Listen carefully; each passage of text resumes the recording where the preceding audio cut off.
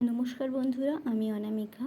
আজ আপনাদের সাথে শেয়ার করব কোনো ঝুট ঝামেলা ছাড়াই রসগোল্লা থেকে কি করে আপনারা দুধ মালাই বানাবেন একই পদ্ধতিতে, সেই রেসিপিটাই আজকে আপনাদের সাথে শেয়ার করব। রসগোল্লা বানান চাই আর দুধ মালাই দুজনের জন্যই মেন ইনগ্রেডিয়েন্ট হলো ছানা।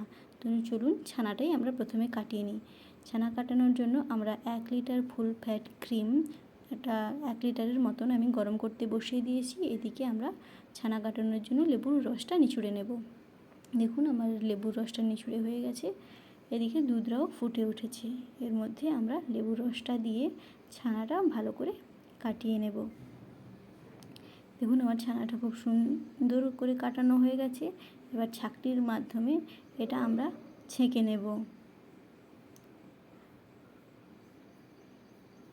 ফুল ফ্যাট দুধ নিলে ছানার পরিমাণটা একটু বেশি হয়, তাই সবসময় ফুল ফ্যাট দুধেই ছানাটা কাটাবেন।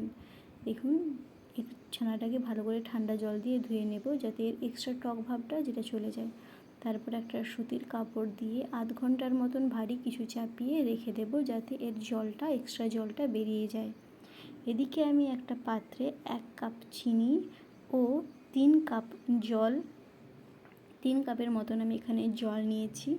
আর ওই নলেন গুড়ের মতন একটু কালার আনার জন্য 1 টুকরো গুড় আর কিছুটা এলাচ আমি এর মধ্যে দিয়ে এটা ফুটতে রেখে দেব। আর এদিকে ছানাটা একটা প্লেটের মধ্যে নিয়ে এটাকে আমরা ভালো করে মিশিয়ে নেব। দেখুন প্রথমে এই ছানাটাকে আমরা হাত দিয়ে গুঁড়ো গুঁড়ো করে নেব। তারপরে এই প্লেটেই কিছুক্ষণ আমরা ভালো করে মিশিয়ে নেব। মেশানোর সময় মনে রাখতে হবে যেন ভেতরে কোনো লাংস না থাকে। আপনারা প্লেটেও করতে পারেন কিংবা চপিং বোর্ডেও করতে পারেন। চপিং বোর্ডে করলে অনেকটা সুবিধে হয়। ভালো করে করবেন। 10 থেকে 15 মিনিট ঠিক এইভাবেই একে মাখতে হবে। দেখুন আমার কিছুক্ষণ মাখানো হয়ে গেছে। এরপর আমি একটু কিছু ময়দা অ্যাড করে দেব। আপনারা চাইলে ময়দাও অ্যাড করতে পারেন কিংবা কর্নফ্লাওয়ারও অ্যাড করতে পারেন।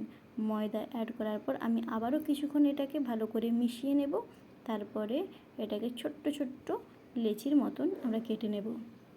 আমি এখানে চ্যাপ্টা চ্যাপ্টা করেছি, কারণ দুধ মালাইয়ের সাথে এটা ভালো লাগে। দেখুন তারপরে এদিকে আমার জলটাও ফুটে উঠেছে। এক এক করে লিচিগুলো সমস্তটা দিয়ে দেব। দিয়ে 10 মিনিটের জন্য ঢাকা দিয়ে রেখে দেবো, 10 থেকে 15 মিনিট। চলুন এবার খুলে দেখা যাক কি হয়েছে আমার রসগোল্লাটা। দেখুন বন্ধুরা রসগোল্লাটা কত সুন্দরভাবে ফুলে উঠেছে আর কতটা সফট আর স্পঞ্জি হয়েছে। এরপরের মধ্যে আমি কিছুটা দুধ ঢেলে দেবো। আমি কিছুটা দুধ বাঁচিয়ে রেখেছিলাম। প্রতিবারে রসগোল্লা বানানোর সময় রসগোল্লা খাওয়ার পরেই রসগোল্লার এই রসটা না ফেলা যায়, তাই এইবারে আর ফেলবো না।